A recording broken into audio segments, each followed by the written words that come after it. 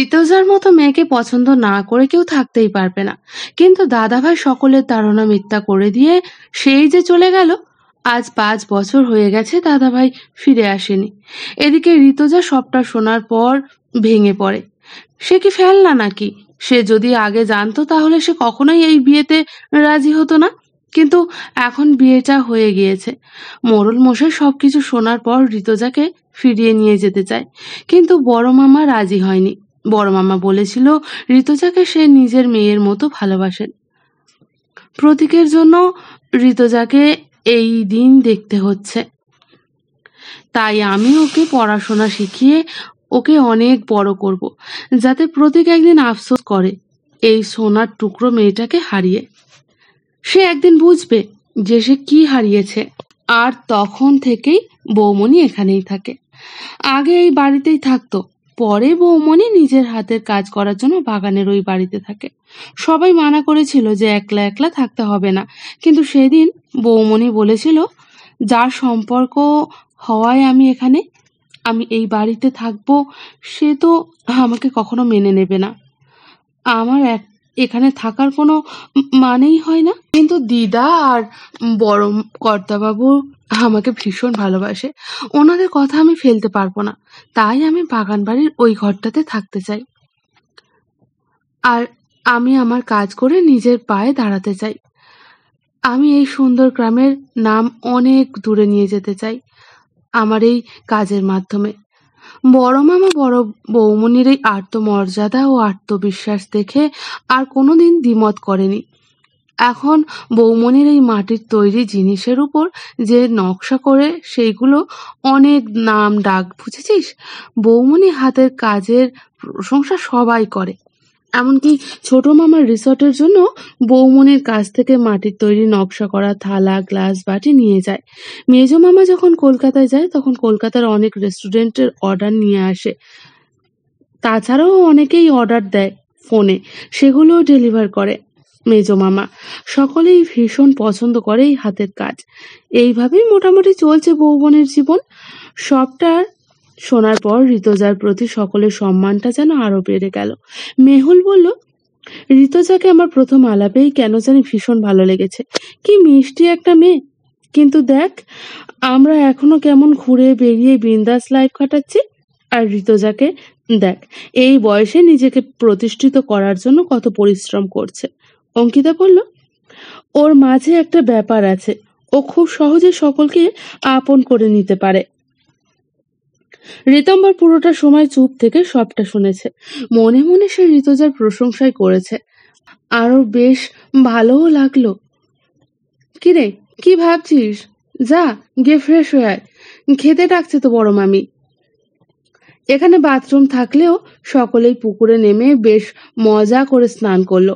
সকলেই ভীষণ আনন্দ করেছে। এই গ্রামে এসে গ্রামের পরিবেশটা এমন যে কোনো মানুষের মন ভালো না হয়ে যাবে কোথায়। তার উপর আবার গ্রামের সহজ সরল মানুষগুলোর অমায়িক ব্যবহার, মুগ্ধ না হয়ে পারাই যায় না। দেখতে দেখতে 3 দিন পার হয়ে গিয়েছে। ঘুরে বেরিয়ে কি করে যে সময় পার হয়ে যাচ্ছে। ঋতম্বর এই কয়েকদিন ঋতুজার প্রতি আরো দুর্বল হয়ে পড়েছে। মনে মনে ভীষণ ভালোবেসে ফেলেছে। ওর আভাব সকলেরই চোখে পড়েছে। ঋতম্বর যে আগের ঋতম্বর নেই তা বেশ ভালোই বুঝতে পারছে বন্ধু মহল। কিছু তো একটা হয়েছে, কিন্তু সেটা কি এটাই সকলের জানতে হবে। রাত বেশ গভীর না হলেও গ্রামে খুব তাড়াতাড়ি রাত নামে। শহরে এখনো মানুষের দেখা পাওয়া যায় রাস্তায়, শহরের যানবাহনের কোলাহল থাকে এই সময়টা, কিন্তু গ্রামের পরিবেশ সুন্দর, মধুর। চারপাশে ঝিঝি পোকার ডাক আর স্নিগ্ধতা বিরাজ করছে। এমন পরিবেশ যে সকলের মন কাড়তে সক্ষম। বিশেষত হয় যদি কোনো প্রেমিক পুরুষ কিংবা প্রেমিকা, তাহলে তার কোনো কথাই নেই। মনের মানুষটি পাশে থাকলে এই নির্জন নিস্তব্ধ পরিবেশে আরো সুন্দর হয়ে ওঠে। রাতে সবাই শুয়ে পড়লে ঋতম্বর ছাদে আসে। চারপাশের পরিবেশ খুবই সুন্দর। এই সুন্দরপুর গ্রামটাই বোধহয় খুব সুন্দর। গ্রামের প্রতিটা মানুষ ভীষণ আন্তরিক। এই গ্রাম আরো ভালো লাগার কারণ বোধহয় ঋতুজা। এক দেখায় ভালোবাসা হয় কি জানা নেই ঋতম্বরের। সে দেখতে শুনতে যথেষ্ট সুন্দর, ব্যবহারও খুব ভালো, কিন্তু আজ পর্যন্ত এই ভালোবাসার মায়া জালে সে পড়েনি। ফ্রেন্ড সার্কেলে বান্ধবী ছাড়া অন্য কোনো মেয়েদের সাথে কখনো আগ বাড়িয়ে আলাপ জমাতেও যায়নি সে। ঋতম্বরের এ যেন স্বভাবে পড়ে না সেটা। কিন্তু আজ যে তার কি হলো? ঋতুজাকে দেখার পর থেকে সে নিজে কেমন পাল্টে গিয়েছে। বারবার তাকে দেখতে ইচ্ছে করছে। মনে হয় ওর সাথে গল্প করি, ওর সাথে টাইম স্পেন্ড করি। আচ্ছা, ঋতুজার গ্রামের সহজ সরল মেয়ে, সে কি আমাকে মানবে? নাকি একবার সে আঘাত পেয়েছে বলে তারপর আর সে নিজেকে একটা সুযোগও দিতে চাইবে না? না না, কিছু তো একটা করতেই হবে। এইভাবে হাত গুটিয়ে বসে থাকলে তো হবে না। যতদিন সময় লাগে লাগুক, ঋতুজাকে আমি আমার করেই নেব। ওরও অধিকার আছে একটা সুন্দর লাইফ লিড করার, একটা হাসি খুশি জীবন উপভোগ করার, তাছাড়া ওর স্বপ্ন পূরণ করার, যেটা ওকে করতেই হবে। পকেট থেকে ফোনটা বের করলো ঋতম্বর। কারোর নাম্বারে কল লাগালো। বেশ কিছুক্ষণ কথা বলে নিচে চলে গেল নিজের রুমে। ঠান্ডা মাথায় সব ঠিক করতে হবে। পরের দিন সকালবেলা সকলে মিলে খাবার টেবিলে বসে খুব এনজয় করছে। হাতে মাত্র আর একটা দিন, তাই বাড়ির সকলেই তাই ওদের আদর যত্ন আরো বেশি বেশি করছে। খাওয়া দাওয়া শেষ করে সবাই বের হলো। আজ গেছে অনিতের ছোট মামার রিসর্টে। মামা অনেক করে বলে দিয়েছিলেন কলকাতায় ফেরার আগে যেন অবশ্যই সেখানে ঘুরে আসে, তাই সেখানে যাওয়া। এই কয়েকদিন ঋতম্বর ঋতুজার প্রতি আরো দুর্বল হয়ে পড়েছে। এমনকি একদিন সন্ধ্যায় সুযোগ বুঝে তার মনের কথাটাও ঋতুজাকে জানিয়েও দিয়েছে। কিন্তু ঋতম্বর যা ভেবেছিল তাই। ঋতুজা রাজি হয়নি। ঋতুজার একটাই কথা, আমি এই গ্রামের মেয়ে, শহরের মতো আদব কায়দায় বড় হয়নি। আমার বিয়ে হয়ে গিয়েছে, আমি বিবাহিত, আমি এইসব নিয়ে ভাবতেও চাই না। ঋতম্বর বুঝেছিল এইভাবে হবে না, যা করার তাকেই করতে হবে। সুন্দরপুর গ্রামে ছোট মামার রিসর্টটা সত্যিই খুবই সুন্দর। একেবারেই গ্রামের পরিবেশ হওয়ায় যে কোনো মানুষের মনের পরিবর্তন হবেই হবে। বিশাল জায়গা জুড়ে এই রিসর্টটা। কিছুটা ছাড়া ছাড়া খড়ের ছাউনি লাগানো ঘর, মূলত এইগুলোই রুম। কি অপূর্ব! সামনে বড় বড় গাছ, আম গাছ, নারকেল গাছ, এমনকি বাধাই করা পুকুরও আছে। পুকুরে মাছ চাষ করা আছে। রুমের ভিতরগুলো সুন্দর করে সাজানো গোছানো। দরজা জানালার চারপাশে সুন্দর করে আলপনা দেওয়া। রুমটা মাটির হলেও ভিতরটা বেশ সুন্দর। প্রত্যেকটি ঘরের একটি সুন্দর নামও দেওয়া রয়েছে, যাতে করে মানুষের খুঁজতে কোনো অসুবিধা না হয়। রুমগুলি যথেষ্ট বড়। রুমের ভিতরে রয়েছে ডাবল বেডের বিছানা, বিছানার পাশে খোলা জানালা। রুমের এসিও রয়েছে, গ্রামের ঘরের মতো সুন্দর করে সাজানো। দেওয়ালে লাগানো রয়েছে একটি বড় তালপাতার পাখা, তার সাথে সাজানো আছে কাশফুল। অ্যাটাচ বাথরুমও রয়েছে অবশ্য। এর সাথে রয়েছে বাঁশের তৈরি টি টেবিল ও বেতের তৈরি মোড়া। জামা কাপড় রাখার জন্য রয়েছে ওয়ার্ড্রপ, যেটি কিনা বাঁশের তৈরি। প্রত্যেকটি জিনিসের হাতের কাজ এতটাই সুন্দর যা প্রশংসনীয়। ওরা সবাই রিসর্টের চারপাশে ঘুরে ঘুরে দেখতে লাগলো। পিউ অর্ককে বলছে, আমরা এখানে আবার কবে আসবো? আমার না ভীষণ পছন্দ হয়েছে। পাশ থেকে মেহুল বলল, বনিতা না করে সোজাসুজি বল না যে তোরা হানিমুনে এখানেই আসতে চাস। কথাটা শুনে পিউ মেহুলের দিকে তাকালো, তারপর ধুম করে একটা কিল বসিয়ে দিল। এদের কাণ্ড দেখে সবাই হাসাহাসি করছে।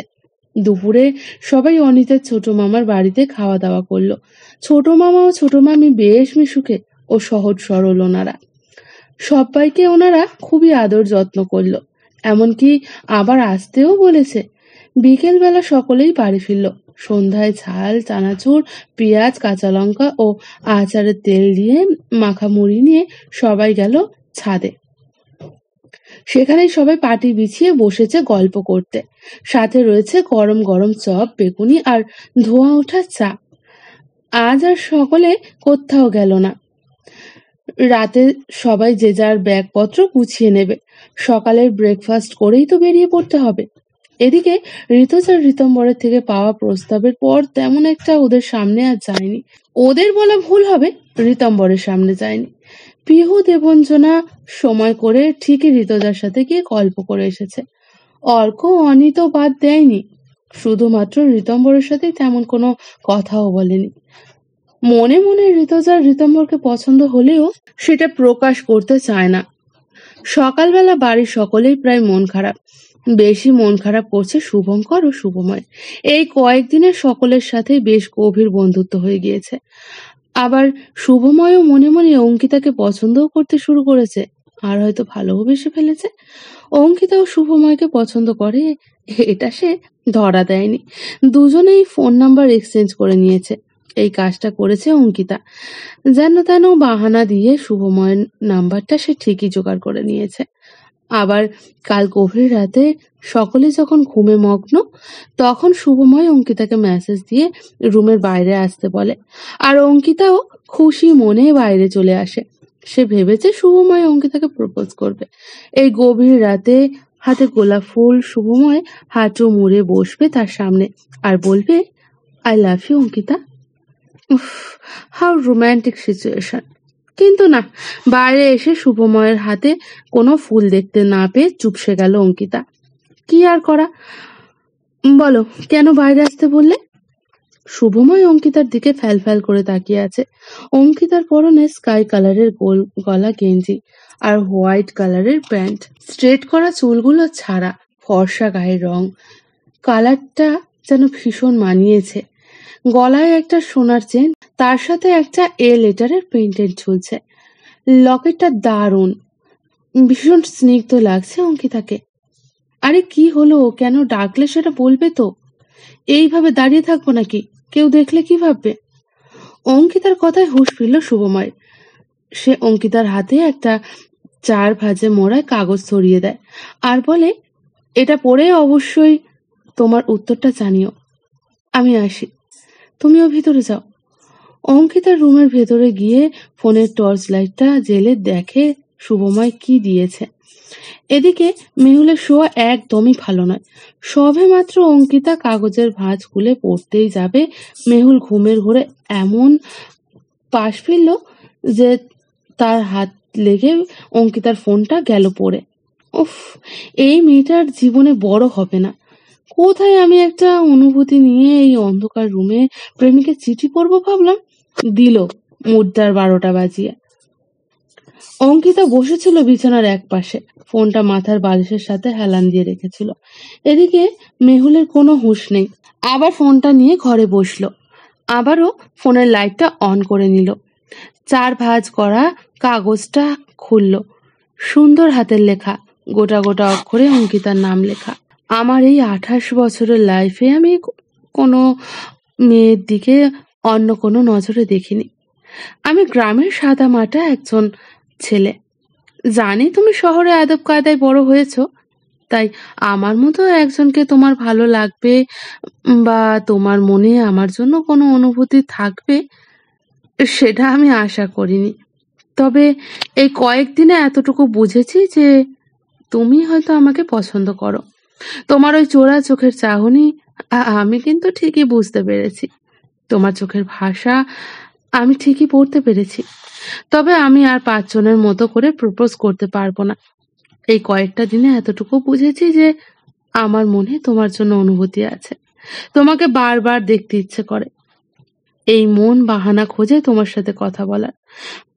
আমি এটাও বুঝতে পেরেছি আমি তোমাকে ভালোবেসে ফেলেছি।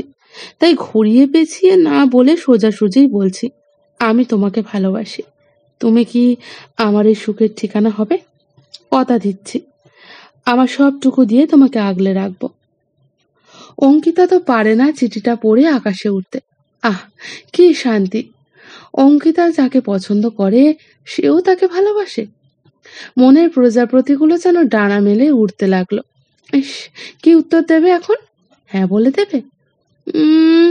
না না, এত তাড়াতাড়ি নয়, আগে একটু প্রেম করব তারপর। আর এটা কোনো প্রপোজ করার ধরন? আচ্ছা, সে না হয় সাধারণভাবেই মনের কথা প্রকাশ করেছে, তাই বলে আমিও এত সাধারণভাবে অ্যাকসেপ্ট করে নেব নাকি? হুম, কখনোই না। আমি আমার মনের কথা জানাবো স্পেশাল ভাবে। এখন শুধু অপেক্ষা। সকালবেলা ব্রেকফাস্ট করে সকলেই তৈরি হয়ে নিচে একসাথে দাঁড়িয়ে আছে। শুভময় ঠোঁটের কোণে মুচকি হাসি। সবাই একে একে দিদুনকে সহ বাড়ির সকল বড়দের প্রণাম করছে। দিদুনের বেশ মন খারাপ। ওরা সবাই ছিল বলে বাড়িটা বেশ হইচই হয়েছিল। সবাই চলে গেলে আবার আগের মতো বাড়িটা হয়ে যাবে। সবাইয়ের মধ্যে ঋতজার সাথেও কথা বলা হয়ে গিয়েছে, দেখাও করে এসছে। রিতম বড় মন ভরে দেখে এসেছে তাকে। সকলের থেকে বিদায় নিয়ে গাড়িতে সব ব্যাগগুলো গুছিয়ে সবাই উঠে পড়ল। যেমনটা এসেছিল তেমনটাই গেল। সবারই একটু মন খারাপ। এই একটা সপ্তাহ যে কিভাবে কেটে গেল তা কেউ টেরও পেল না। সকলেরই একটু আধটু মনটা খারাপ, কিন্তু কি আর করা, সকলেই আবার যে যার মতো ফিরে গেল। সকলেরই ফিরতে দুপুর হয়ে গেল। সবাই যে যার বাড়ি ফিরে ফ্রেশ হয়ে রেস্ট নিচ্ছে। আগামীকাল থেকে আবার সেই আগের জীবন শুরু। ঋতম্বরের বাড়ি ফেরার পর থেকেই কেমন যেন একটা আপসেট হয়ে রয়েছে। সে তার বাবা মায়ের সাথে ভীষণ ফ্রি, মা বাবার সাথে সব কথাই শেয়ার করে, কিন্তু প্রশ্ন হচ্ছে বাবা মা কি রাজি হবে? মনে সাহস থাকলেও একটু চিন্তা হচ্ছে। অবশ্য ঋতুজাকে একবার দেখলে আশা করি বাবা মা দুজনেরই পছন্দ হবে। কিন্তু এদিকে ঋতুজা বেঁকে বসে আছে যে। দূর, যাকে ভালোবাসি সেই যদি রাজি না হয় তাহলে কার সাথে কথা বলবো? না না, এত টেনশন করলে হবে না। ঋতুজাকে রাজি করাতেই হবে। এইসব চিন্তা করতে করতে কখন যে ঋতম্বর ঘুমিয়ে পড়েছে সে নিজেও টের পায়নি। এইদিকে ঋতুজার মনেও এক অস্থিরতা কাজ করছে। আচ্ছা, ছেলেটি কি তাকে সত্যি পছন্দ করে, ভালোবাসে? তার চোখে আমি আমার জন্য আকুলতা দেখেছি। না হলে আমার জন্য কেন চোখের জল ফেলবে? একটা সপ্তাহে কি ভালোবাসা হয়? তাছাড়া উনি শহরের শিক্ষিত বড় মানুষ। আমার মতো সাধারণ একটা গ্রামের মেয়েকে কেন পছন্দ করবে? ঋতুজা এই সব কথাই ভাবছে আর মনে করছে সেই দিনকার ছাদে বলা কথাগুলো। যেদিন ওরা চলে যাবে ঠিক তার আগের দিন বিকেলবেলা অর্ক, দেবাঞ্জনা, পিহু সহ সবাই গিয়ে গল্প করছিল ঋতুজার সাথে। গল্প করতে করতে কখন যে সন্ধ্যা হয়ে যায়। সন্ধ্যাবেলায় যাওয়ার সময় ঋতম্বরের সকলের চোখের আড়ালে ঋতুজার হাতে একটা কাগজ দিয়ে গিয়েছিল। তাতে সবাই যাওয়ার পর ঋতুজা কাগজটা খোলে। তাতে লেখা রয়েছে একটা ফোন নাম্বার, সাথে ঋতম্বরের নাম, আর লেখা আছে আজ রাতে সবাই ঘুমিয়ে পড়লে 12টা নাগাদ ছাদে আসতে। অনেক দরকারি কথা আছে, আমি অপেক্ষা করব। কথা অনুযায়ী ঋতম্বর ছাদে অপেক্ষা করেছিল, কিন্তু ঋতুজা আসেনি। ঋতুজা কি করবে ভেবে পায়নি। তার কি যাওয়াটা উচিত হবে? আর কি এমন কথা আছে তার সাথে? আর কেউ যদি দেখে ফেলে তাহলে কি হবে? এইসব চিন্তা করে আর সে যায়নি। ঋতম্বর সারা রাত ছাদে থেকে ভোরবেলা রুমে চলে গিয়েছিল। পরের দিন রাতে ঋতুজার ফোনে একটা কল আসে। ঋতুজা সবে মাত্র রাতের খাওয়া শেষ করে আবার কাজ করতে বসেছে, কারণ এবারের অর্ডার একটু বেশি আছে। একটু রাত করে না কাজ করলে সমস্তটা শেষ হবে না। এমন সময় একটা নাম্বার থেকে ঋতুজার ফোনে কল। এত রাতে কে কল করতে পারে, এটাই ভাবলো সে। ফোনটা রিসিভ করে হ্যালো বলতেই ঋতম্বর খানিকক্ষণ চুপ করে থেকে ঋতুজার মিষ্টি কণ্ঠটা অনুভব করলো। তারপর কথা বলল, একবার ছাদে আসবে? কাল সকালে আমরা কলকাতায় ফিরে যাচ্ছি। একটিবার তোমার ওই মুখশ্রীটা সামনাসামনি দেখতে চাই। আসবে? কিছুক্ষণ চুপ করে থেকে ঋতম্বর বলে, কারোর চোখের জলের কারণ হতে পারা ভাগ্যের ব্যাপার। আমি এতটুকু বুঝেছি, এই কয়েকদিনে আমি তোমার মনে একটু জায়গা করতে পেরেছি। ওই কান্নারত মুখশ্রীটা একবার দেখতে চাই। ওই চোখে জলটা আমি নিজ হাতে মুছিয়েও দিতে চাই। হ্যাঁ, ঋতুজা কেঁদেছিল। আজ পর্যন্ত তার জন্য কোনো পুরুষ মানুষের এইভাবে ভালোবেসে কথা বলেনি তার সাথে। বিয়ে হয়েছে, কিন্তু স্বামী নাকি তাকে পছন্দ হয়নি। স্বামীর ভালোবাসা সে পায়নি। সে শুধুমাত্র বলে ফোনটা রেখে দিয়েছিল। রাত তখন অনেক গভীর। গ্রামে এত পর্যন্ত কেউ জেগে থাকে না। ঋতুজা ধীর পায়ে ছাদে উঠে আসে। ঋতম্বর ব্রাউন কালারের ট্রাউজার আর ব্ল্যাক কালারের গেঞ্জি পরেছিল। ছাদের রেলিং ধরে সে দাঁড়িয়েছিল। দৃষ্টি ছিল তার দূর আকাশে, মিটিমিটি জ্বলতে থাকা তারাগুলোর দিকে। ঋতুজা ঋতম্বরের পিছনে গিয়ে দাঁড়ায়। ঋতম্বর ঠিক টের পেয়েছে।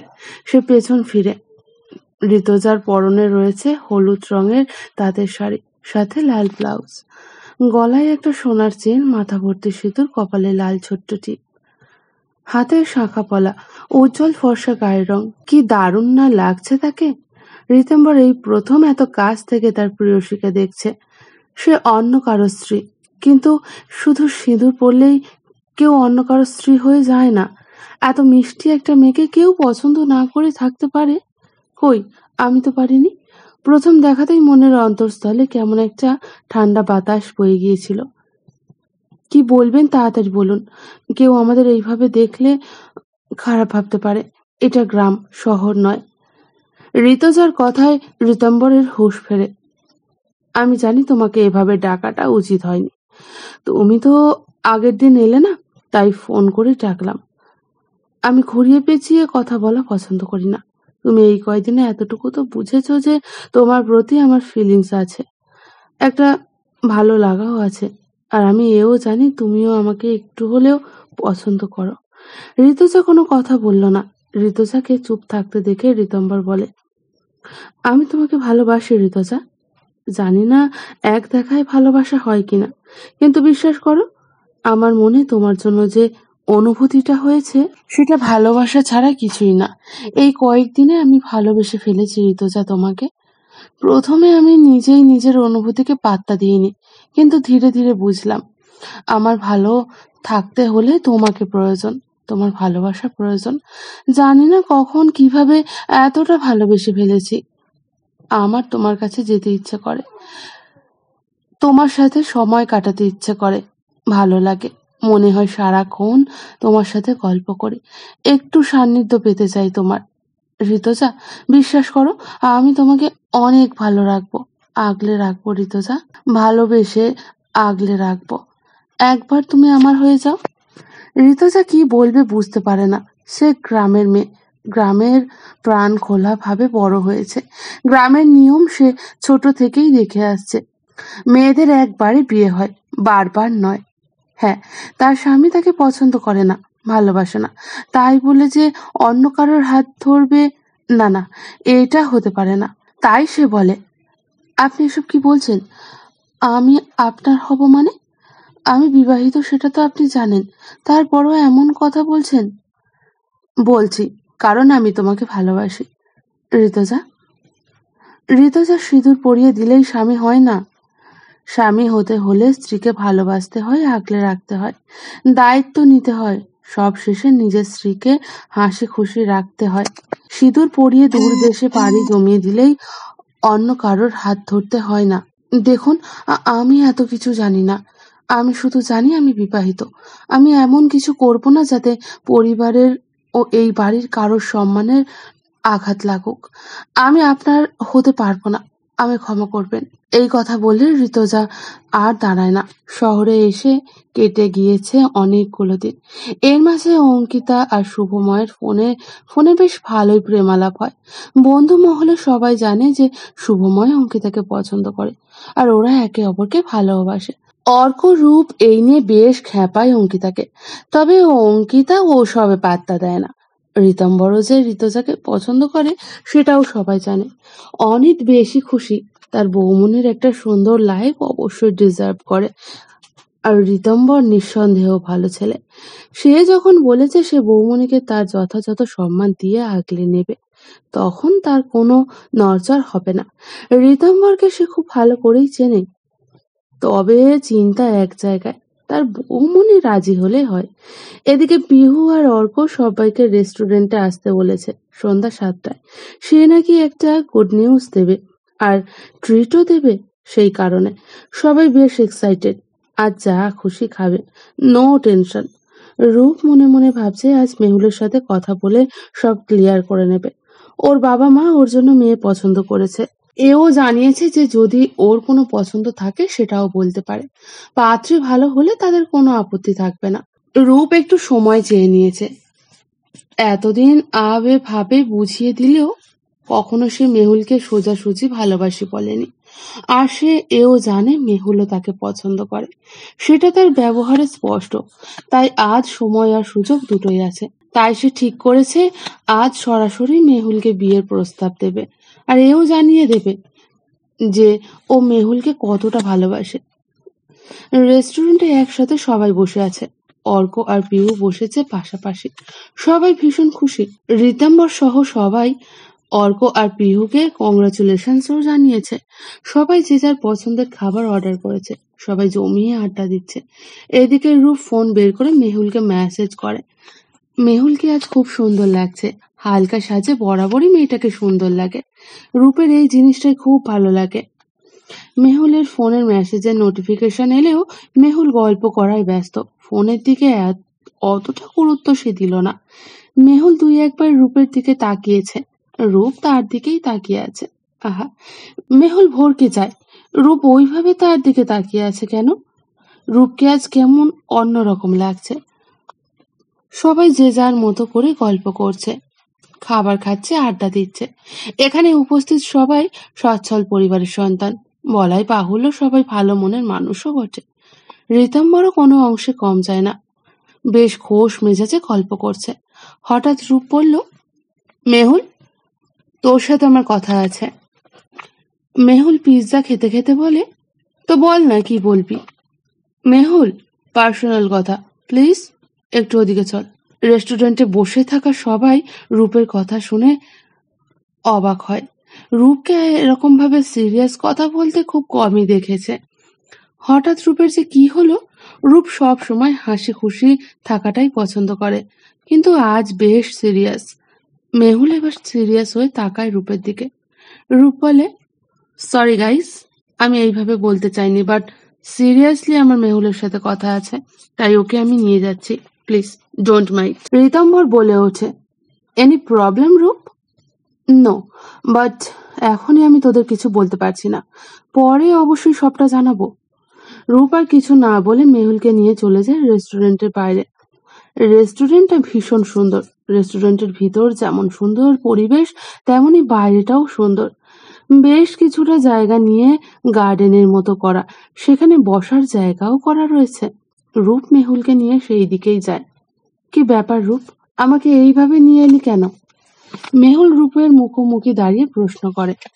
রূপ কিছুক্ষণ শান্ত ও চুপ করে থেকে মেহুলের দিকে তাকিয়ে থাকে।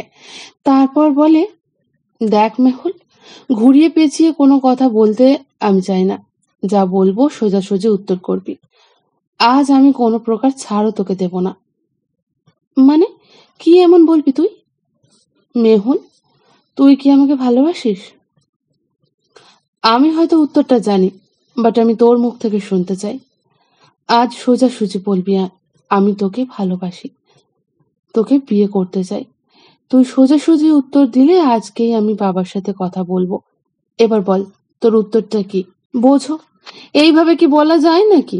আমি তোকে ভালোবাসি, তোকে বিয়ে করতে চাই, তোকে বিয়ে করতে আমার কোনো আপত্তি নেই। এই হাবাটা কি আমাকে দেখেও বুঝতে পারে না? মনে মনে কথাগুলো বলল মেহুল। কি হলো, চুপ করে আছিস কেন?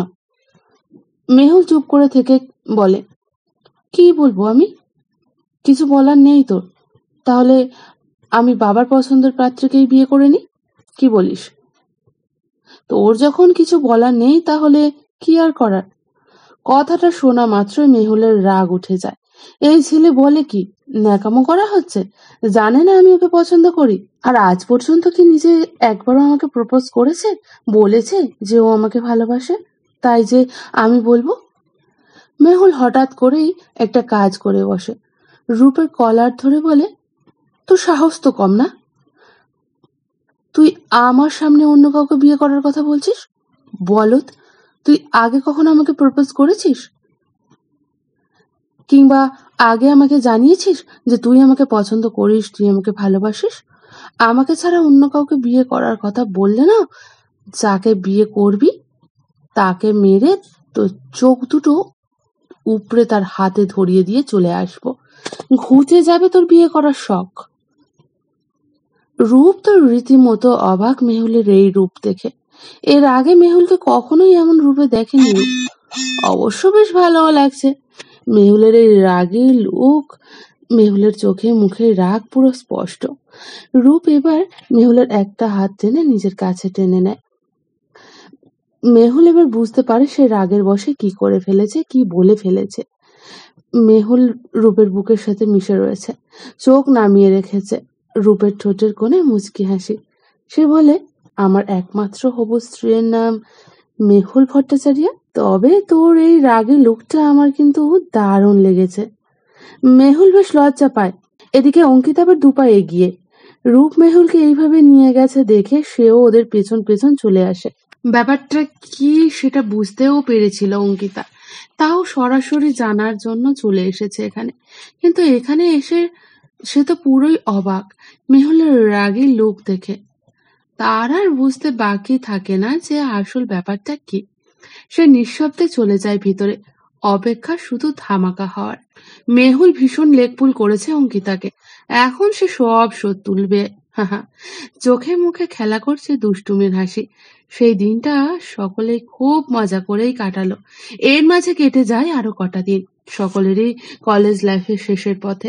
এরপরই সবাই ব্যস্ত হয়ে যাবে নিজেদের ক্যারিয়ার নিয়ে, তাই দিনগুলো তারা বেশ আনন্দ করেই পার করছে। এই কিছু দিনের পরিবর্তন ঘটেছে ঋতম্বরের মাঝে। সে খবর পায় ঋতজার খুব শরীরটা খারাপ। ঋতম্বর ব্যাকুল হয়ে ওঠে তার প্রেয়সীকে একবার দেখার জন্য। ঋতম্বর অনিতকে কল করে, তারপর তাকে নিয়ে চলে যায় ঋতম্বরের মামার বাড়ি। রাস্তা ফাঁকা থাকায় কোনো রকম সমস্যা হয়নি, বরং তাড়াতাড়ি পৌঁছে গেছে। কিন্তু এখন সমস্যা হলো রাত বেশ গভীর। এত রাতে তো আর কেউ দরজা খুলবে না ওর জন্য। মেইন গেটও লক করা, বাগানের দিকে পাঁচিলও বেশ উঁচু। কি করবে সে? এমন সময় ঋতম্বরের মাথায় একটা বুদ্ধি আসে। রাস্তার পাশে একটা বেঞ্চ রাখা ছিল, সেটাকে নিয়ে এসে রাখে একেবারে পাঁচিলের কোল ঘেঁষে। অনিত শুধু ঋতম্বরের কাণ্ড দেখছে। আরে ভাই, তুই কি পাগল হয়ে গেছিস? আরে মামাকে কল করে ডাকলেই তো হতো। অনিতকে কোনো কথা বলার সুযোগ দেয়নি আর ঋতম্বর। সে এখন যেমন করেই হোক না ঋতজার কাছে যাবে। অনিতের ধ্যান ভাঙে ঋতম্বরের কণ্ঠে। অনিত, তাড়াতাড়ি বেঞ্চের উপর ওঠ। আমি তোর দু কাঁধে ভর দিয়ে পাঁচিল টপকে ওপারে চলে যাব। অনিত ভ্যাবলার মতো তাকিয়ে আছে তার দিকে। এমনিতেই গভীর রাত, চারপাশ খুঁটখুটে অন্ধকার, তার উপর গ্রামের পরিবেশ। সেই ছোট থেকেই গল্প শুনেছে বট গাছে নাকি ভূত থাকে। ভূত থাকা তো দূর, ভূতেদের বাসা। এবং আশ্চর্যজনকভাবে মামাদের বাগানের ওই দিকটাতে বড় একটা বট গাছও আছে, যেটা এখন তারা যেখানে অবস্থান করছে তার থেকে কিছুটা দূরে। আরে হাঁদার মতো দাঁড়িয়ে রয়েছিস কেন? ওর তাড়াতাড়ি। অনিতের ঘোর কাটে। সে বলে, আমি উঠবো, আর তুই পাঁচিল টপকে বৌমনির কাছে যাবি। ব্যাপারটা বেশ রোমান্টিক, কিন্তু কিন্তু আমার কি হবে? আমার শরীর দেখেছিস? আমি পাঁচিল টপকাতে পারবো না। তাহলে তুই ওই গাছের বেদিতে বসে আমার জন্য অপেক্ষা করবি, আমি একটু পরেই চলে আসবো। অনিত ঋতম্বরের হাতের ইশারা অনুযায়ী তাকিয়ে দেখে সেই বট গাছের দিকে ইশারা করছে। অনিতের অবস্থা এখন ছেড়ে দে মা, কেঁদে পাচ্ছি। আর দেরি করছিস কেন রে? উফ অনিত, ওঠ না। অনিত কিছুতেই একা থাকতে রাজি হয় না। এদিকে ঋতম্বরও ছাড়ার পাত্র নয়। কোনো রকমে বুঝিয়ে সুঝিয়ে সে পার করে পাঁচিল। পাঁচিলের মাথায় পা দিয়ে অনিতকে বলে বেদির কাছে বসে তার জন্য অপেক্ষা করতে। যদি ভয় লাগে তাহলে হনুমান চল্লিশা পড়তে। কি আর করা, ইতিহাস সাক্ষী আছে, একজন বন্ধুর প্রেমে পড়লে বাঁশ বাকি বন্ধুরাই খায়। আজ আবারও তা প্রমাণ হয়ে গেল। অনেক চারপাশটা ভালো করে পরখ করে দেখে নেয়। দুই একটা আলো জ্বলছে পোস্টে, কিন্তু তাতে বেশি জোর না থাকায় আলোয় বেশি দূর পৌঁছতে পারেনি। অনেক ভয়ে ভয়ে বেঞ্চের উপরে বসে পড়ল। বট গাছের কাছে যাওয়ার কোনো প্রশ্নই আসে না। পকেট থেকে ফোন বের করে হনুমান চল্লিশা চালিয়ে শুনতে থাকে। বন্ধু মহলে সব থেকে ভীতু ছেলে হলো এই অনিত।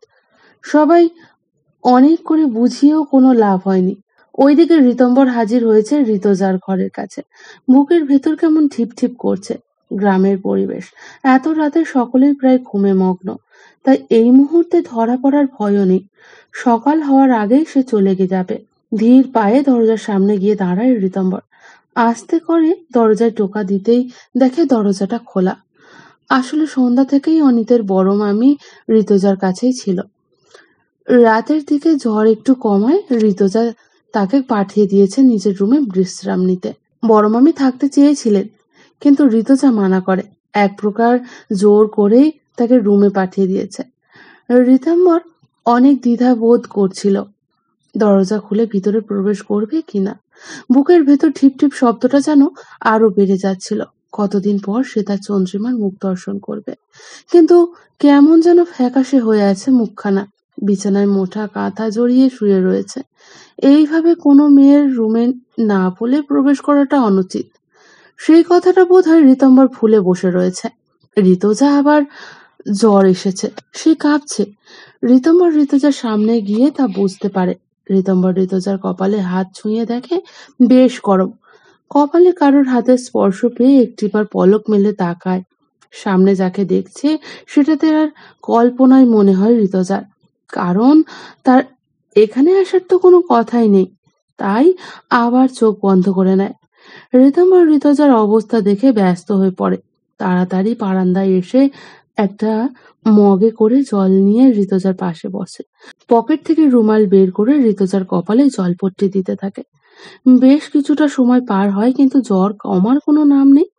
ঋতুজার বিছানার পাশে ছোট্ট টেবিলে মেডিসিনের বক্সটা চেক করে জ্বরের ঔষধ খাওয়ানোর জন্য, কিন্তু সমস্যা, বক্সে তো কোনো ওষুধ নেই। অবাক হয় রীতম্বর। ঋতুজার কয়েকদিন ধরেই শরীর অসুস্থ, ডক্টরও দেখিয়েছে, তাহলে মেডিসিন গুলো কোথায়?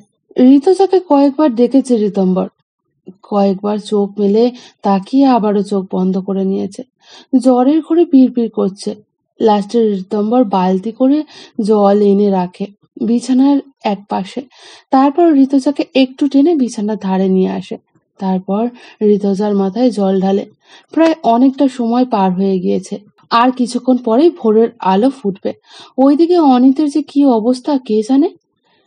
ঋতুজার জ্বর এখনো একটু কম আছে, ঘুমিয়ে আছে ঋতুজা। রীতম্বরের যেন তাকে ছেড়ে যেতেই ইচ্ছে করছে না। ঋতুজার বিড়বিড়িয়ে বলা কথাগুলো শুনছে সে। আজ যদি না আসতাম তাহলে তোমার মনের কথাগুলো কখনোই বোধহয় জানতে পারতাম না। গ্রামের সকাল উপভোগ করার মতোই একটা পরিবেশ। গ্রামের লোকেরা খুব ভোরের বেলা ওঠে। সবাই যে যার কাজে ব্যস্ত হয়ে পড়ে। ঘরের মহিলারা তাদের সাংসারিক কাজে লেগে পড়ে। ছেলে মেয়েরা কেউ কেউ পড়তে বসে, আবার কেউ কেউ ছোটে কাঁধে ব্যাগ নিয়ে টিউশনি পড়তে। ঘরে কর্মঠ মানুষগুলো বেরিয়ে পড়ে মাঠের উদ্দেশ্যে, আবার কেউ কাজে। গ্রামের চা দোকানেও বেশ ভিড় জমে। সকাল গড়িয়ে গিয়েছে, এখন ঘড়িতে 9টা বাজে। অনিতের বড় মামি সহ রুনু দিদি এসে ঋতুজার ঘরের দরজার কড়া নাড়ে, কিন্তু দরজা ভিতর দিয়ে বন্ধ। রুনু দিদি বলল, ও বড় মা, বৌমনি দরজা বন্ধ করে রেখেছে কেন? সেটাই তো, চল তো এখন যাই, হয়তো রাতে একা থাকবে বলে দরজাটা বন্ধ করে রেখেছে। শরীরটা ভালো নেই, তাই হয়তো এখনো ঘুমাচ্ছে। এইসব চিন্তা করেই দুজনে ফিরে যায়। এদিকে ঋতুজার ঘুম ভাঙতে দেখে তার হাত ধরে কেউ একজন ঘুমাচ্ছে। ঋতুজা ভালো করে মনে করলো আগের দিনের কথা। তার চোখ কপালে ওঠার জোগাড়। তার মানে যাকে স্বপ্ন ভাবছিল আসলে সে তার সামনে ছিল, তার সেবা করছিল গতকাল রাতে। না জানি জ্বরের ঘোরে কি করেছি। ইস, কিন্তু এখন সে কি করবে? কেউ দেখে ফেললে কি হবে? ঋতুজার যেন মাথা খারাপ হওয়ার জোগাড়। ঋতুজা তাড়াতাড়ি নিজের হাত ছাড়িয়ে বিছানা থেকে নেমে পড়ে। রীতম্বরেরও ঘুম ভেঙে যায়। ভোরের দিকে রীতম্বর ঘুমিয়েই পড়েছিল। রীতম্বর প্রথমে ভ্যাবাচাকা খেয়ে যায়, কিছুক্ষণ পর রীতম্বরের হুঁশ আসে। গতকাল রাতের কথা মনে পড়ে যায়। তখন খেয়ালে আসে অনিতের কথা। এই রে, কি হবে এবার? এতক্ষণে তো ফিরে যাওয়ার কথা ছিল। রীতম্বর এবার ধরপড় করে উঠে ঋতুজার সামনে যায়। ঋতুজাও ততক্ষণে ফ্যাল ফ্যাল করে তাকিয়ে রয়েছে রীতম্বরের দিকে। রীতম্বর ঋতুজার কপালে হাত ঠেকিয়ে দেখে যে আর জ্বরটা আছে কিনা। এদিকে দরজা ধাক্কানোর শব্দ হচ্ছে। কি করবে না করবে ভেবে না পেয়ে ঋতুজা রীতম্বরের হাত ধরে ওর ঘরের পেছনের বারান্দার দিকে নিয়ে যায় আর বলে, এখানেই যেন চুপ করে দাঁড়িয়ে থাকে। রীতম্বর আর কথা বাড়ায় না। তার এখন চিন্তা হচ্ছে অনিতের জন্য। ওইদিকে তো ঘটে গেছে আর এক কাণ্ড। অনিতকে চেনে না এই গ্রামে এমন লোক খুব কমই আছে। বড় বাড়ির আদুরে নাতি বলে কথা, সে কিনা জ্ঞান হারিয়ে পড়েছিল ওই পুকুর পাড়ের বট গাছের বেদিতে। এতক্ষণে এ কথা পুরো গ্রামে ছড়িয়ে পড়েছে। অনিত শুয়ে আছে তিতুনের ঘরে। বাড়ির সকলেরই মুখ প্রায় থমথমে। অনিত হঠাৎ কেন এখানে এলো? এলোই যখন কাউকে কিছু না জানিয়ে, ওখানে বট গাছের কাছেই বা কি করছিল? কখন এলো অনিত কলকাতা থেকে? অনিতের মাকে খবর দেওয়া হয়েছে, সে এসে পৌঁছানোর সময় হয়ে গিয়েছে। অনিতের জ্ঞান না ফিরলে কিছুই তো জানাও যাবে না। অনিতের কি হয়েছে, কখন সে কলকাতা থেকে গ্রামে এসেছে, বা তার সাথে কি হয়েছে, সে অজ্ঞানী বা হলো কেন? অনেক প্রশ্নই বাড়ির সকলের মাথায় ঘোরাফেরা করছে। সময় পেরিয়েছে অনেকক্ষণ, কিন্তু অনিতের জ্ঞান ফিরছে না। গ্রামের ডাক্তার বাবুকে ডেকে আনাও হয়েছে, তিনি বলেছেন ভয়ের কিছুই নেই, কিছুক্ষণ পরেই সব ঠিক হয়ে যাবে। তাই সবাই মিলে অপেক্ষা করছে অনিতের জ্ঞান ফেরার। কি রে মা, এত দেরি করলি কেন? শরীর কি বেশি খারাপ নাকি রে? কাল রাতে কত করে বললাম আমি থাকি তোর কাছে, কোনোভাবে তো রাজিই হলি না। সকালে এসে একবার ডেকেও গিয়েছি। না না বড় মা, আমি তো ঠিকই আছি, আর আমার শরীরও ভালো আছে এখন। আমি একটু পরে তোমার সাথে দেখা করতাম। আচ্ছা বেশ, শরীর ভালো আছে যখন একবার ওই বাড়িতে চল তো মা। ওদিকে আর এক কাণ্ড ঘটে গেছে। কি হয়েছে বড় মা? আর বলিস না, অনিত কখন এসেছে কি জানি, পুকুর পাড়ে বটগাছের বেদিতে অজ্ঞান হয়ে পড়েছিল। আমাদের গ্রামের নগেন খুড়ো প্রথম দেখে, তারপর তোর বড় কর্তামশাইকে খবর দেন। সকালবেলা বড় কর্তা আর শুভময়ও শুভঙ্কর গিয়ে নিয়ে আসে ওকে। এখন মায়ের ঘরে ঘুমাচ্ছে অনিত। আর আয়, তুইও ওই বাড়িতে আয়, ওইখানেই সকালের জলখাবারটা করে নিস। বড় মা, তুমি চলো, আমি আসছি। একেবারে স্নান সেরে ঠাকুর প্রণাম করেই আমি যাচ্ছি। আচ্ছা ঠিক আছে, আয় শীঘ্রই। বড় মা চলে যেতেই হাঁপ ছেড়ে বাঁচল ঋতজা। তারপর দরজা বন্ধ করে ভিতরে গিয়ে ঋতম্বরকেও ঘরের ভিতরে আসতে বলল। ঋতম্বরও এলো। কি বলবে কিছু বুঝতে পারছে না। দুজনেই চুপচাপ দাঁড়িয়ে রয়েছে কিছুক্ষণ। কিছুক্ষণ পর ঋতজাই মুখ খোলে। আপনি এখানে কি করছেন? এখানে আমার অনুমতি ছাড়া কেন প্রবেশ করেছেন?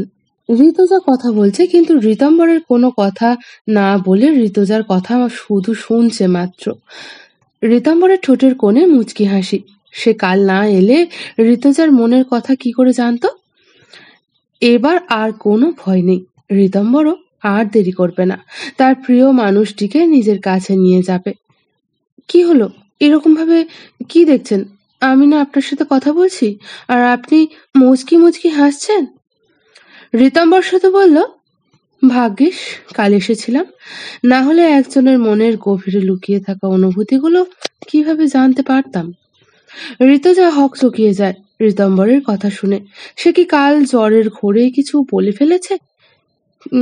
কি সব কথাই বলে দিয়েছে নাকি? কি সব বলছেন আপনি? যাই হোক, আপনি এখন যান এখান থেকে। কেউ দেখে ফেললে অসুবিধে হয়ে যাবে। এটা গ্রাম, এটা শহর নয়। দয়া করে আপনি এখান থেকে যান এখন ওই বাড়িতে। ঋতম্বর শুধু বলল, আর কিছু দিনের অপেক্ষা, তারপর তুমি আমার। কথাটা বলেই চলে গেল ঋতম্বর। কি রে বাবা, তোর কি হয়েছিল? আর তুই এখানে এসেছিস যখন, বাড়িতে না এসে বট গাছের ওখানে কি করছিলি? প্রশ্নটা করলেন অনিতের বড় মামা। সবাই চিন্তিত হয়ে বসেছিলেন দিদুনের ঘরেতে। অনিতের জ্ঞান ফিরেছে এই কিছুক্ষণ হবে। অনিত কিছুক্ষণ চুপ করে থেকে মনে করে গতকাল রাতের ঘটনা। সে ভীত মনে বসেছিল বটগাছের বেদিতে। একে তো গভীর রাত, তার উপর গ্রামীণ পরিবেশ। অনিত এমনিতেই ভূতে ভয় পায়, তাও সে মনে মনে সাহস নিয়ে ঋতম্বরের জন্য চুপচাপ বসেই ছিল, অপেক্ষা করছিল ঋতম্বরের ফেরার। কিন্তু ঠিক তখনই বেশ কিছুটা দূরে সাদা পোশাক পরিহিত কাউকে দেখতে পায়। লোকটি বেশ লম্বা এবং রোগা। রোগা মানে অসম্ভব ধরনেরই রোগা, বোধহয় হাড়ে চামড়াটাই শুধু ঠেকে রয়েছে। আশ্চর্যের বিষয় হলো লোকটির মুখ ভালো করে বোঝা যাচ্ছে না। পোস্টারের আলোতেও তা পরিষ্কার নয়। কেমন ভাবে যেন দাঁড়িয়ে আছে। এই দেখে অনিত বেশ ভয় পেয়ে যায়। তাও বসেছে, ব্যক্তিটির গতিবিধি সে লক্ষ্য করছে। আর ভাবছিল ভূত বলে কিছুই হয় না, সবই তার মনের ভুল। কিন্তু শেষ রক্ষা আর হলো না। ব্যক্তিটি বোধহয় অনিতকে খেয়াল করেছিল। সে প্রথমে ধীর পায়ে এগিয়ে আসে, তারপর মুখ দিয়ে ঠোঁট উল্টিয়ে ফু ফু শব্দ করে অনিতের দিকে তেড়ে আসে। ব্যাস, অনিতের অবস্থা খারাপ। অনিত কি করবে না করবে সেটা বুঝেই পায় না। বেদি থেকে উঠে গাছের আড়ালে লুকিয়ে পড়ে আর মনে মনে আওড়াতে থাকে, ভূত আমার ভূত, পেতনি আমার ঝি, রাম লক্ষ্মণ বুকে আছে, করবি আমার কি। ছোটবেলায় দিদুনের কাছে এই মন্ত্রটা শিখেছিল সে। সে বলা ভুল হবে, বাড়ির প্রত্যেকেই জানতো, তবে বড় হয়ে আস্তে আস্তে বুঝেছিল ওটা একটা প্রবাদ মাত্রই, কিন্তু ওগুলো ছোটবেলাতেই ব্যবহার করতো। বড় হয়ে আর আদৌ কোনো কাজে আসেনি, কিন্তু অনিতের যে এইভাবে কাজে আসবে সেটা সে ভাবতেও পারেনি। প্রথমে মনে মনে বললেও পরে লোকটি যখন গাছের কাছে চলে আসে, অনিতকে আরো ভু ভু করে তাড়া করতে লাগলো, তখন অনিত একেবারে জোরে জোরে এই মন্ত্রটা আওড়াতে লাগলো। তার উপর কেঁদে দেওয়ার অবস্থা। সে যে একজন শহরে ছেলে, এইসব ভূত প্রেতে ভয় পাওয়া তাকে তো মানায় না, কিন্তু সে সব ভুলে বসেছে। অনিত এবার জোরে জোরে আওড়াতে থাকে, ভূত আমার ভূত, পেতনি আমার ঝি, রাম লক্ষ্মণ বুকে আছে, করবি আমার কি। এটা জোরে জোরে বলতে থাকে আর বেদির চারপাশে ঘুরতে থাকে। আর ওই ব্যক্তিটিও যে কি মজা পেয়েছে কে জানে, সেও অনিতের চারপাশে ঘুরে ঘুরে তাকে তাড়া করে বেড়াচ্ছে। লোকটিকে দেখে অনিতের তো পিলে চমকে যাওয়ার অবস্থা। লোকটির পরনে সাদা পোশাক, দেখতেও কেমন জানি। লোকটির করণ হাড়ে শুধু চামড়াটাই রয়েছে। লোকটির গায়ের রং এতটাই কালো যে দাঁতগুলো ছাড়া এই অন্ধকার আলোতে আর কিছুই বোঝা যাচ্ছে না। অনি তার নিজেকে সামলাতে না পেরে বেদিতেই জ্ঞান হারিয়ে পড়ে যায়। অনিতের মুখে সবটা শুনে কারোর আর বুঝতে বাকি থাকে না যে সে কার কথা বলছে বা কাকে দেখে ভয় পেয়েছে। তার সাথে সকলের ঠোঁটে ছড়িয়ে রয়েছে হাসি। শুভময় আর শুভঙ্কর তো জোরেই হেসে দিয়েছে। হাসতে হাসতে বলে, হে কি অনিত, তুই এতটা ভীতু? হ্যাঁ, তুই যাকে দেখেছিস ওটা আমাদের গ্রামের মধু পাগলা। ও কথা বলতে পারে না, আর কাউকে দেখলেই অমন ভু ভু করে তাড়া করে। গ্রামের কচিকাঁচারা তো ওর পেছনে পড়ে থাকে সারাক্ষণ। আর তুই কি না একেবারে জ্ঞান হারালি। এই বলে একেবারে হাসিতে ফেটে পড়ে দুজনে। সাথে সাথে সকলের ঠোঁটের হাসি আরো প্রশস্ত হয়। ততক্ষণে ঋতম্বরও দরজার কাছে এসে দাঁড়িয়েছে। সে সবটাই শুনেছে। প্রথমে হাসি পেলেও পরে তার অনুশোচনাই হয়। ইস, তার জন্যই অনিতের এমন অবস্থাটা হয়েছে। যাক, যা হওয়ার হয়ে গিয়েছে, এরপর ব্যাপারটা ওকেই সামলাতে হবে। দিদুন সস্নেহে অনিতের মাথায় হাত বুলিয়ে দেয়। সবার কথার মাঝে ঋতম্বর কলা খাকারি দেয়। ঘরে উপস্থিত সকলের নজর দরজার দিকে পড়ে। ঋতম্বর দাঁড়িয়ে আছে সেখানে। সকলেই বেশ খানিকটা অবাক হয়। দিদুন বলে, হে কি দাদু ভাই, তুমি এখানে কখন এলে বাবা? ঋতম্বর সকলকে শান্ত হয়েই বলল, দিদুন তোমরা শান্ত হও, এবার হয়তো সময় এসেছে সবটা খোলসা করার। ঋতুজাও একেবারে স্নান সেরে তৈরি হয়েই এসেছে। ঋতম্বর সবাইকে উদ্দেশ্য করে বলল, বড় মামা, দিদুন, তোমাদের সাথে আমার দরকারি কিছু কথা আছে। সবই বলবো, কিন্তু তার আগে তোমরা একটু রেস্ট নাও, তারপর না হয় সব বলবো। এরপর অনিতকে বিশ্রাম নিতে বলে সবাই বেরিয়ে গেল। সন্ধ্যা 7টা। ঋতম্বর ওর মা বাবাকে সহ পুরো বন্ধু মহলকে আসার কথা বলেছে। সবাই বসে আছে বসার ঘরে। বড় মামি সকলের জন্য হালকা করে কিছু রান্না করছেন। ঋতুজা আর তার ঘরে যায়নি। সে দিদুনের ঘরে দিদুনের কোলে মাথা রেখে শুয়ে আছে। দিদুন সস্নেহে হাত বুলিয়ে দিচ্ছিল তার মাথায়। কাল বিশেষ একটা দিন। মোড়ল মশাই ও তার গিন্নিকেও আসতে বলা হয়েছে। দিদুন, তোমরা কি আমার উপর রাগ করেছো দিদুন? কর্তামশাই কি বেশি কষ্ট পেয়েছে আমার জন্য? দিদুন একটু হেসে বললেন, না রে নাতবো, তোর জন্য আমরা সবাই খুশি। বরং এর আগে তোকে দেখলে আমাদের অনুশোচনা হতো। আমাদের একটা সিদ্ধান্তের জন্য তো সুন্দর জীবনটা আমরা নষ্ট করে দিয়েছি। তোর জীবনের অনেকগুলো বছর আমরা নষ্ট করে দিয়েছি, আর আজকের পর আমরা তোর জন্য মন থেকে খুশি। ঋতম্বর দাদু ভাই তোকে অনেক ভালো রাখবে, তুই সুখী হবি মা। দাদু ভাই আমাদের আগেই সব বলেছিল, শুধু তোর মতামতের অপেক্ষা ছিল। এখন সেটাও পেয়ে গিয়েছি। এবার তোর জীবনটা আমরাও সুন্দর করে গুছিয়ে দেবো, দেখিস। এখন আর কথা না বাড়িয়ে একটু বিশ্রাম নে দেখি। এমনিতেই তোর শরীরটা তো ভালো নেই নাকি? আমি মাথায় একটু হাত বুলিয়ে দিই, কেমন?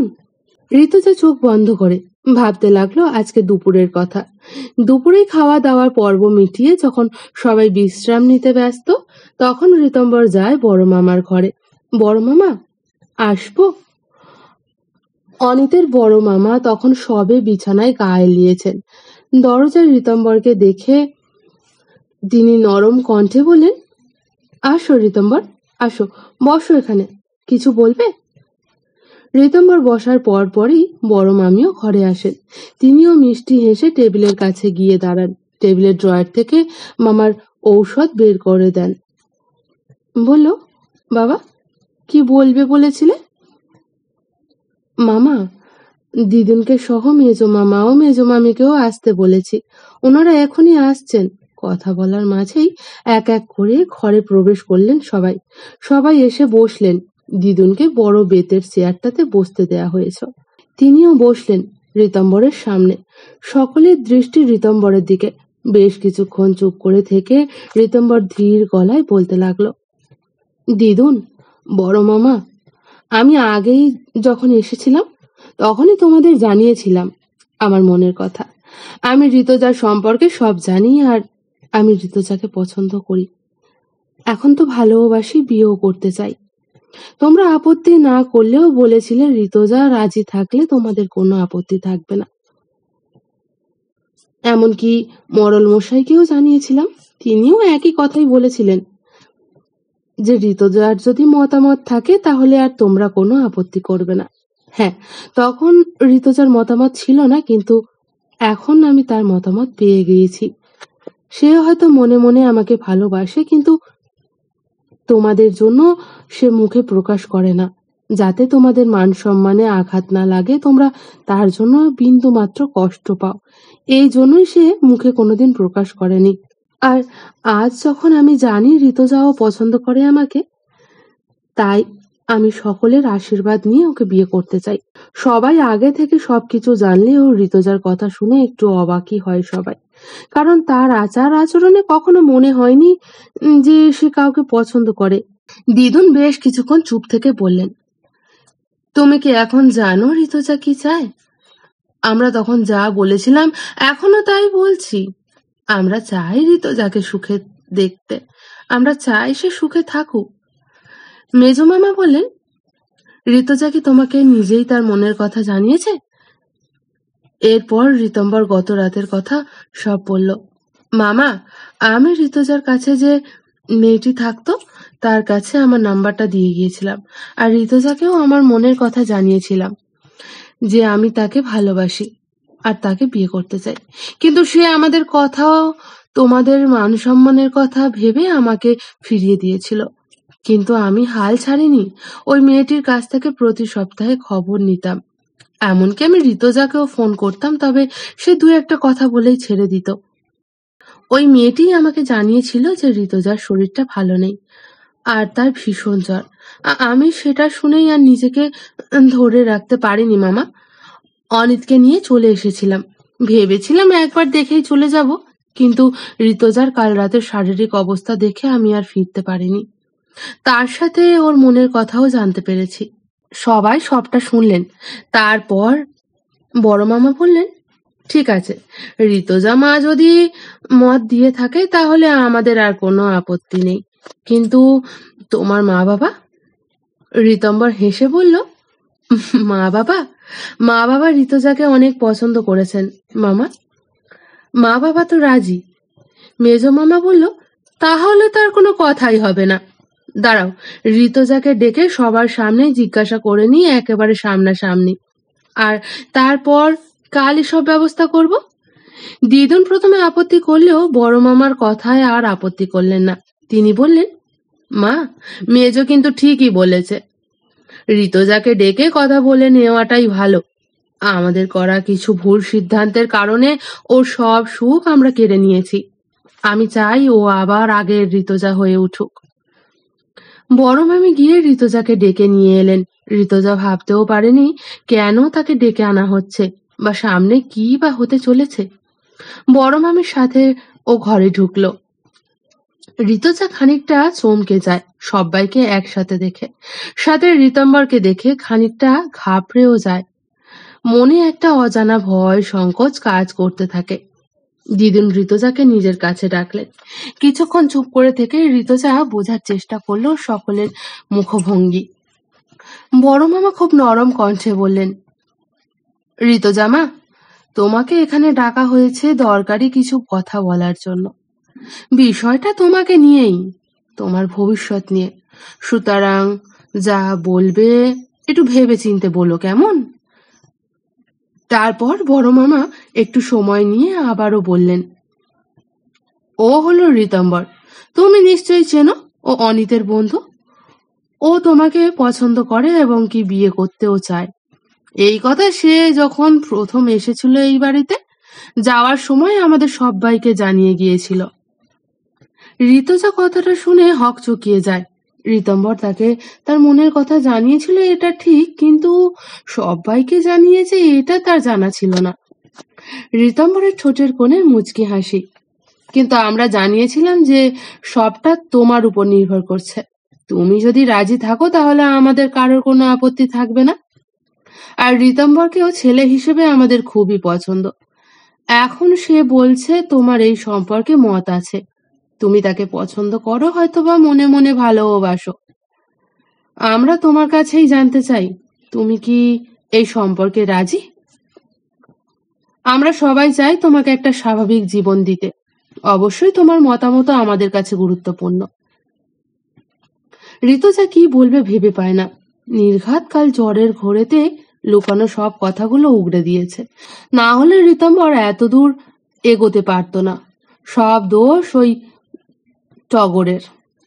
মেয়েটা আমার সব কথা তাকে জানাতো, আর সে নিশ্চিত এই জ্বরের খবরও জানিয়েছে।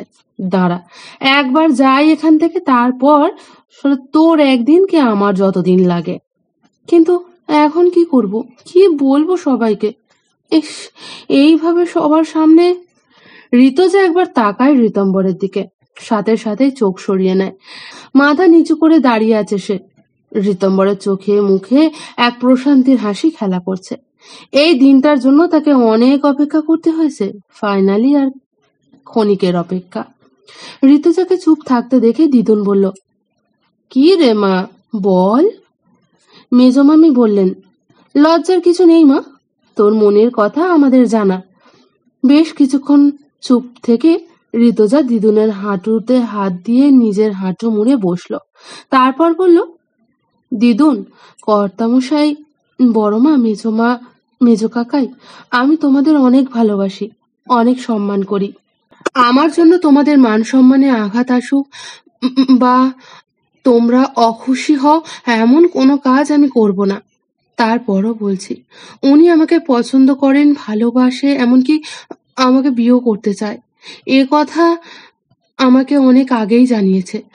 আমি তোমাদের বাড়ির ছেলের বউ হলেও তোমরা আমাকে মেয়ের মতো ভালোবাসা, আদর, যত্নে আগলে রেখেছ। তাই তোমরা যা ঠিক করবে আমি সেটাই মেনে নেব। আর একান্তভাবে জানতে চাইলে। ঋতুজা চুপ করে যায়। ঋতাম্বরের বুকটা কেন জানি ধক ধক করে উঠছে। ঋতুজা কি বলবে? সবার দৃষ্টি ঋতুজার দিকে। ঋতুজা এক পলক ঋতম্বরের দিকে দেখে বলল, আমিও ওনাকে পছন্দ করি, হয়তো একটু একটু ভালোবেসে ফেলেছি। কথাটা বলে ঋতুজা আর দাঁড়ালো না, সোজা ঘর থেকে বেরিয়ে যায়। ঋতম্বরের এতক্ষণে আটকে রাখা শ্বাসটা ছাড়ল। ঠোঁটের কোনায় হাসির ঝিলিক দেখা গেল। ঋতুজা যাওয়ার পর সবাই হেসে ফেলে। এবার ঋতম্বরও বেশ লজ্জায় পড়ে যায়। মাথা নিচু করে হেসেই দেয় সে, আর মনে মনে বলে, তোমার এই সোজা সাপটা কথা বলাটা আমার বেশ ভালো লাগে চন্দ্রিমা। অবশেষে তুমি আমার সেই চন্দ্রিমা। ভোরের আলো ফুটেছে সেই কখন। আজ সবাই ব্যস্ত, পুরো বাড়ি জুড়ে হইচই হচ্ছে। ঋতম্বরের মা, বাবা আর বন্ধু বান্ধব সহ সবাই হাজির। মেহুল, অঙ্কিতার, রূপ, অর্ক, দেবাঞ্জনার সকলেই হাজির। আর সবাই বেশ খুশি। ঋতুজাকে তো তাদের ভীষণ ভালো লাগে। সকাল সকাল মোড়ল মশাই ও তার গিন্নিকে নিয়ে চলে এসেছেন। আজ সন্ধ্যায় ঋতম্বর আর ঋতুজার বিয়ে। গ্রামে হইচই পড়ে গিয়েছে। গ্রাম জুড়ে নিমন্ত্রণ আজ জমিদার বাড়িতে। অনিকের ছোট মামারাও আজ এখানে হাজির হয়েছেন। ঋতুজার গায়ে হলুদ দেওয়া হচ্ছে বাগানে, ওই মাটির ঘরের উঠানে। আর ঋতম্বরের হলুদের আয়োজন করা হয়েছে বড় বাড়ির উঠানে। আগে ঋতম্বরের গায়ে হলুদ দেয়া হবে, সেই হলুদ নিয়েই দেয়া হবে ঋতুজার গায়ে। ঋতু হিসেবে এখন বসন্তকাল, ফাল্গুন মাস। বাড়িতে মাঝে মধ্যেই উলুধ্বনি আর শাঁখের আওয়াজে ভেসে আসছে। সবাই সেজে গুজে রেডি। আজ নতুন করে বউ সেজেছে ঋতুজা। তার কাছে রয়েছে অঙ্কিতা, মেহুল, পিউ, দেবাঞ্জনা, টগর সহ আরো অনেককে। টগরের মুখে আজ হাসি ধরেই না। এতদিনের চাকরি আজ শেষ। ঋতুজার সকল খবর দিতে দিতে সে প্রায় ক্লান্ত হয়ে গিয়েছিল। দাদাভাই প্রতিনিয়ত ঋতুজার খবর নিত। তবে এর জন্য ঋতুজার কাছে খানিকটা বকাও খেতে হয়েছে, বিশেষ করে জ্বরের কথাটা বলার জন্য। আরে বাবা, সে যদি না বলতো তাহলে কি আর এই দিনটা আসতো? কে বোঝায় এই কথাটা ঋতুজাকে? ঋতম্বরের মা বাবা দুজনেই ঋতুজাকে সামনাসামনি দেখে তার সম্বন্ধে সবটা জেনে ঋতুজার প্রশংসা করতেও ভোলেনি। ওনারা ঋতম্বরের ফোন পেয়ে একেবারে তৈরি হয়ে এসেছিলেন যে ছেলের বিয়ে দিয়ে বউ নিয়ে তারপরেই যাবেন। সবাই খুশি, কিন্তু মোড়ল মশাই ও তার স্ত্রীর মনে মনে যেন মেঘ জমেছে। এতদিন তো যখন ইচ্ছে দেখতে পারতো মেয়েটাকে, তাদের আদরের মেয়েকে, কিন্তু এখন তো কলকাতায় চলে গেলে ওনারা কি করবেন? এই ভেবে ভেবে দুজনেরই চোখের কোণ ভিজে উঠছে। বড় আদরের মেয়ে, সেই কোন ছোটবেলা থেকে তারা কোলে পিঠে করে মানুষ করেছে মেয়েটাকে। নিজেরা পেটে নাই বা ধরলো, আদর যত্নে মানুষ তো করেছে, ভালোবাসার কোনো ত্রুটি রাখেনি তারা। আর আজ সেই মেয়ে সুখের জীবনে পা রাখতে চলেছে। তাও কেন যেন চোখের কোণটা ভরে উঠছে। মেয়ে সুখে থাকবে, ভালো থাকবে, এর থেকে বেশি আর কি চাই? এদিকে অনিত আছে নিজের ধ্যানে। বাড়িতে বিয়ে, খাওয়া দাওয়া আর শুধুই আনন্দ। দেখতে দেখতে সেই সময় এসে হাজির। ঋতম্বর ছাদনা তলায় অপেক্ষা করছে প্রিয় মানুষটাকে বধূ বেশে দেখার জন্য। তবে তার যে আর অপেক্ষা সইছে না। তবে সে অপেক্ষা তাকে আর বেশিক্ষণ করতে হলো না। পিঁড়িতে বসিয়ে পান পাতায় মুখ ঢেকে সবাই তাকে নিয়ে আসছে ছাদনা তলায়। প্রথমে শুভ দৃষ্টি, তারপর মালা বদল, খই পোড়া, সব শেষে সিঁদুর দান করে বিয়ে সম্পন্ন হলো সকলের আশীর্বাদের সাথে। ঋতুজার বুকের ভিতর যেন হাতুড়ি পেটাচ্ছে, তবে ঠোঁটের কোণে রয়েছে লাজুক হাসি। এদিকে ঋতম্বর যেন চোখ সরাতেই পারছে না ঋতুজার দিক থেকে। পিউ তো বলেই ফেললো, ভাবা যায় ঋত, তুই যে কিনা মেয়েদের ক্রাশ হওয়ার পরও কাউকে পাত্তা দিসনি, সেই তুই কিনা এই ঋতুজার প্রেমে হাবুডুবু খাচ্ছিস। ভাবা যায়। তা ভাই, এখন তো বিয়ে হয়ে গিয়েছে, এবার না হয় চোখটা সরা, বাসর ঘরে না হয় মন ভরে দেখিস। তারপর তো ফুলসজ্জাও আছে নাকি? পাশ থেকে রূপ বলল, আরে তোরা কি যে বলিস, বাসর ঘরে তো আমরা সবাই থাকবো, সেখানে কি আর দেখতে পারবে নাকি? তারপর ঋতম্বরের কানের কাছে মুখ নিয়ে আস্তে করে বলে, ফুলসজ্জা রাতে না হয় একটু ভালো করেই দেখে নিস, কোনো বাধা বিঘ্ন ছাড়া। বলেই হেসে দিল। ঋতম্বরও হেসে দিল।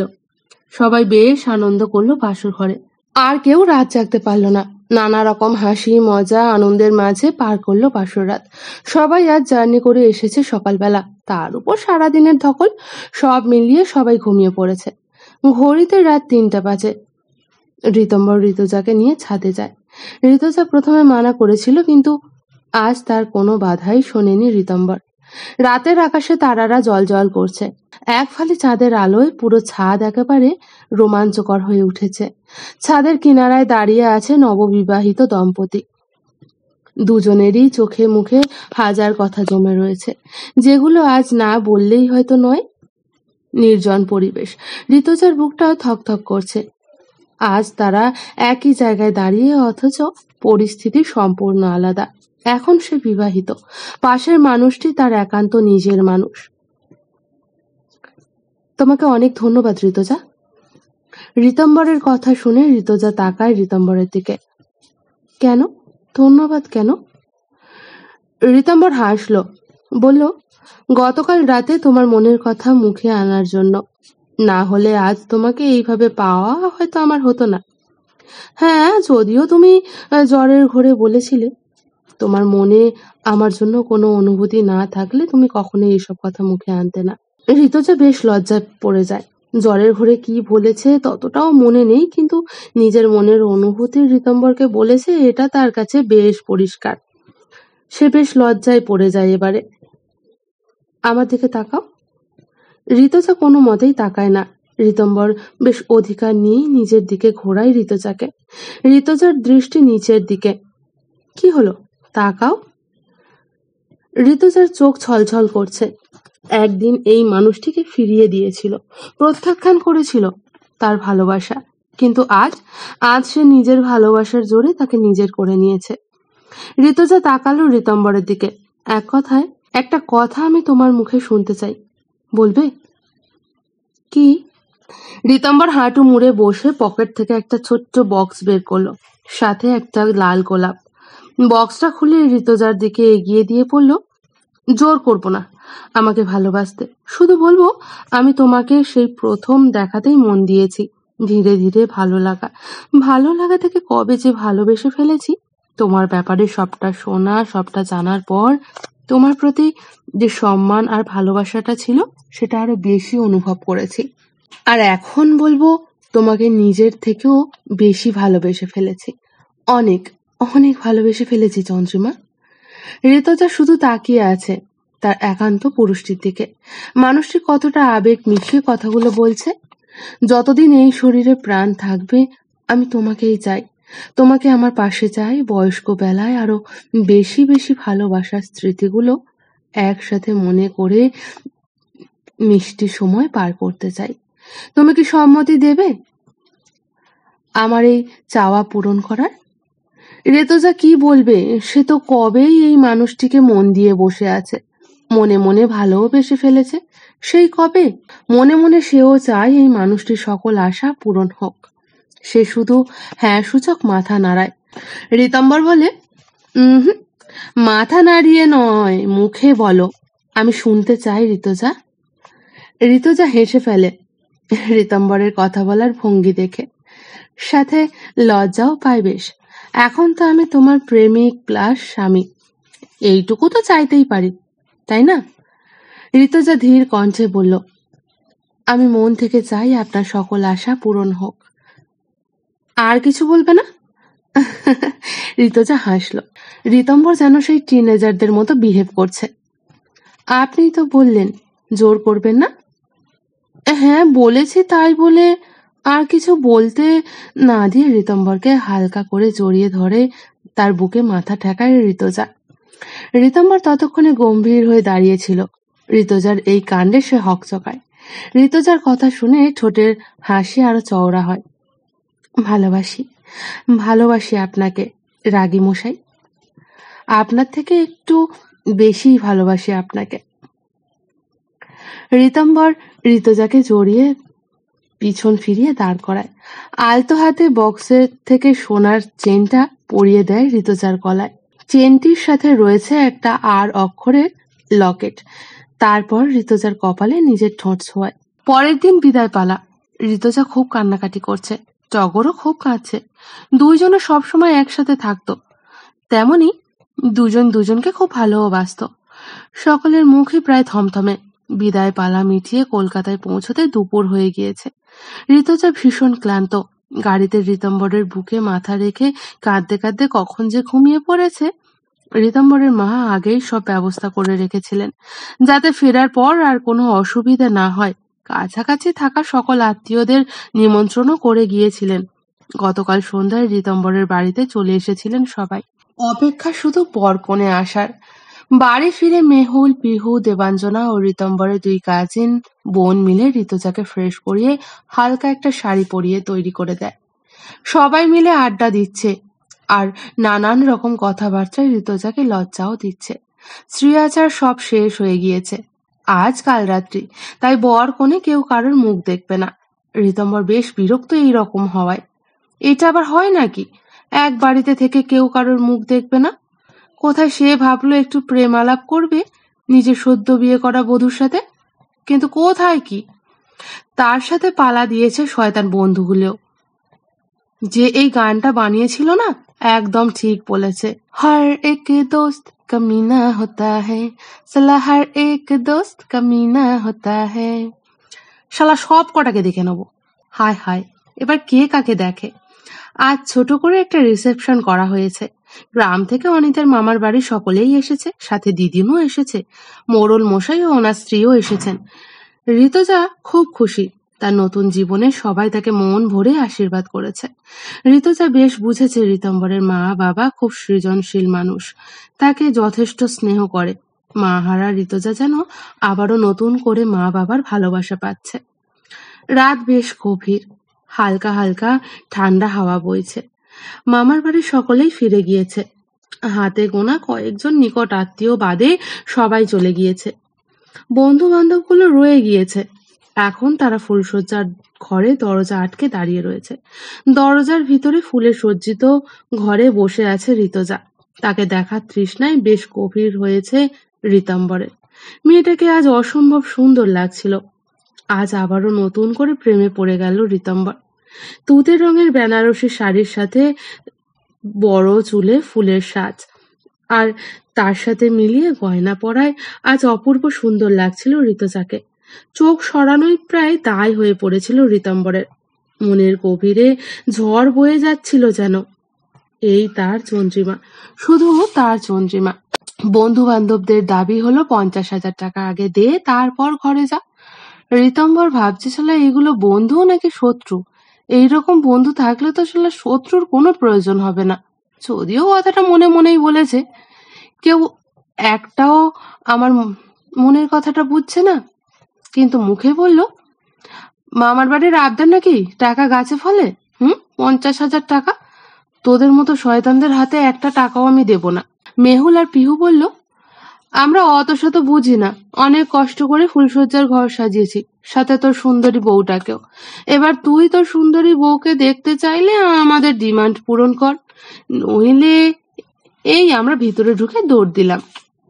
ঋতম্বর বুঝলো এরা নাছোড় বান্দা, কি আর করা। 50,000 হবে না, তবে 20তেই কাজ মেটালো। ঠিক আছে, তাই দে, আজ তোর স্পেশাল দিন, আমরা কে স্পয়েল করতে পারি বল? যতই হোক আমরা তোর জানি জিগার বন্ধু না। বলেই সবাই দরজা ছেড়ে চলে যায়। ঋতম্বর ঘরে ঢুকতেই যাবে, ঠিক সেই সময় রূপ ওর হাতে একটা বক্স ধরিয়ে দেয় আর অল দ্য বেস্ট বলে চলে যায়। ঋতম্বর ভাবেও নি ওর ভিতর কি আছে। কৌতূহলী হয়ে ঋতম্বর ঘরে ঢুকে দরজা দিয়ে দেয়। ঋতুজা বেশ নার্ভাস ফিল করছে। ঋতম্বর বক্সটা হাতে নিয়ে বেডের পাশের টেবিলে রাখলো। ঋতুজা একটু নড়ে চড়ে বসলো। মনের ভিতর যে কি চলছে তা এই মুহূর্তে তা বোঝানো যাবে না। ঋতম্বরের চোখ আটকালো ঋতুজার সুন্দর মুখখানার দিকে। খুব সুন্দর লাগছে তাকে। অবশ্য ঋতম্বরকেও কোনো অংশে কম লাগছে না।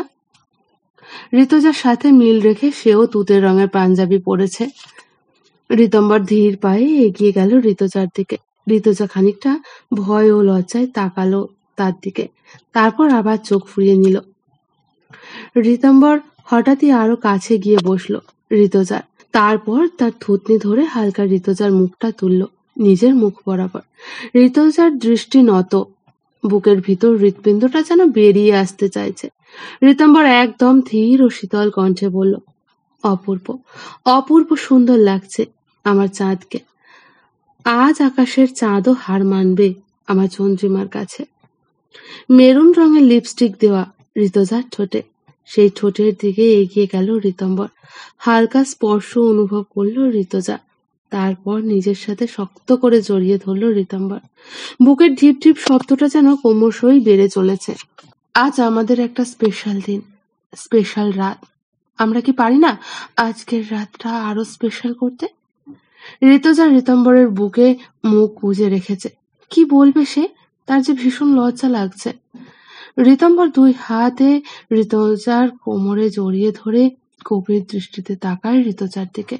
ঋতুজা বোঝে তার একান্ত মানুষটির চোখের ভাষা। তারপর তারা শুরু করে তাদের নতুন জীবন।